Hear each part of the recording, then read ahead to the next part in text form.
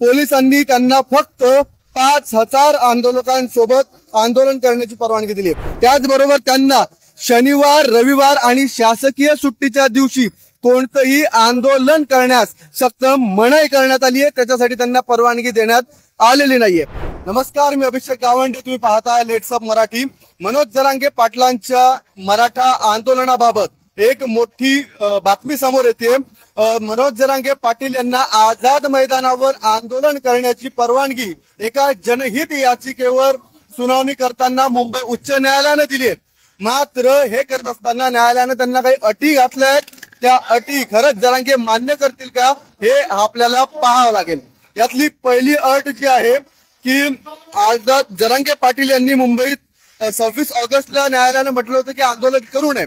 मात्र आज झालेल्या एका सुनावणीत त्यांनी म्हटलं की ते आंदोलन करू शकतात, मात्र हे आंदोलन फक्त एका दिवसाचं असेल। म्हणजे जरांगे पाटील हे मुंबईत किंवा आझाद मैदानात जर आंदोलन करू इच्छित असतील तर त्यांना ते एकाच दिवसाचं आंदोलन करता येणार आहे।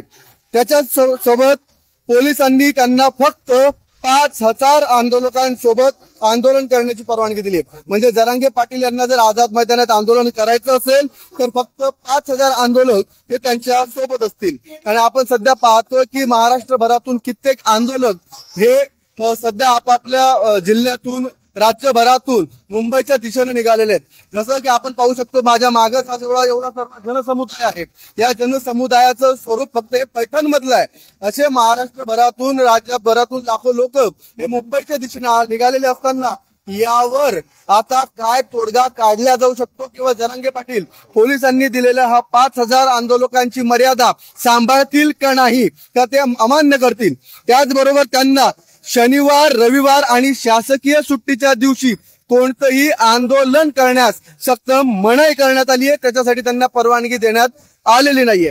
पोलिसांनी दिलेल्या माहितीनुसार आंदोलनादरम्यान आझाद मैदानात ठराविक वाहनांनाच परवानगी देण्यात आली आहे। आंदोलकांसोबत फक्त 5 वाहनं हे आझाद मैदान येथे जातील।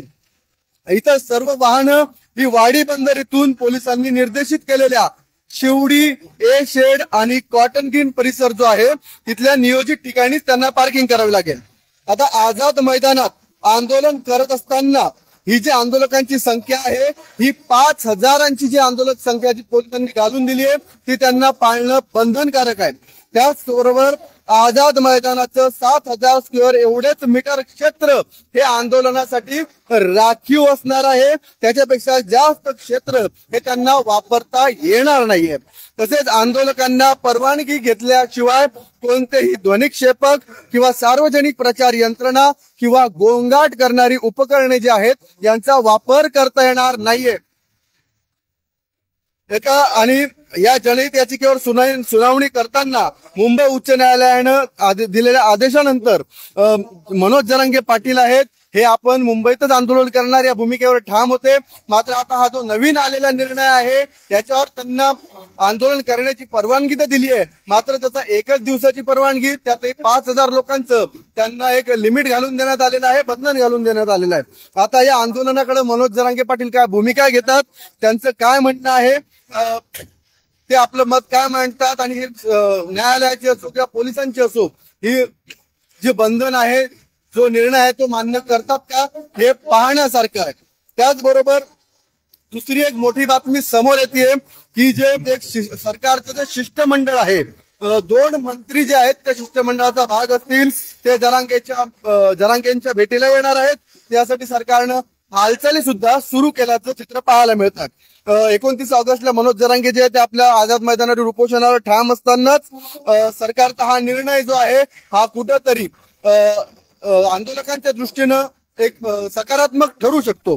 मात्र आणि सरकारचं जे शिष्टमंडळ आहे जे मनोज जरांगे यांना भेटणार आहे, यामध्ये विखे पाटील जे मंत्रिमंडळ उपसमितीचे अध्यक्ष आहेत आणि उदय सामंत जे मंत्री आहेत या 2 नेत्यांचा या शिष्टमंडळात समावेश आहे। ते दोघंही गणेशोत्सवाच्या पार्श्वभूमीवर तुम्ही मुंबईत येऊ नका अशी मनधरणी करण्यासाठी शिवनेरीच्या पायथ्याशी किंवा जिथे कुठे त्यांची भेट होईल ते भेट घेतल्यानंतर त्यांना तशी विनंती करतील आणि त्यांच्यात ती चर्चा घडून येणार आहे। त्याच्यानंतर ही भेट अहिल्यानगर किंवा पुण्यातही होऊ शकते असा एक अंदाज लावण्यात आलाय।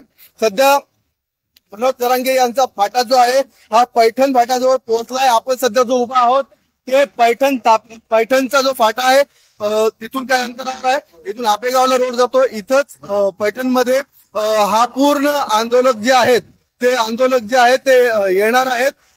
मनोज जरांगे सुद्धा काहीच वेळात इथे येणार असून नेमकं उच्च न्यायालयानं दिलेलं त्यांना आंदोलनाचं जे काही निर्णय जे बंधन आहे ते पाळतील का, त्यावर त्यांचं मत काय आपण नक्कीच जाणून घेणार आहोत. पाहत राहा लेट्स अप मराठी.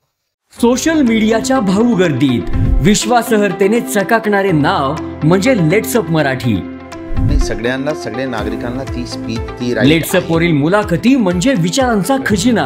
त्यानंतरच्या निवडणुकीमध्ये मला सोडून गेले. बातम्या केवळ वस्तुस्थिती सांगणाऱ्या, न प्रोपोगंडा, फक्त जनतेचा अजेंडा. क्योंकि आने वाला कल जाने वाला है, जाने वाला कल आने वाला है. राजकारण, मनोरंजन असो की क्रीडा क्षेत्र, महाराष्ट्राची स्पंदने संवेदनशीलतेने टिपणारे माध्यम म्हणजे लेट्स अप मराठी. जगासोबत एक पाऊल पुढे राहण्यासाठी लेट्स अपचे ॲप, सोशल मीडिया आणि वेबसाईट सोबत कनेक्टेड रहा.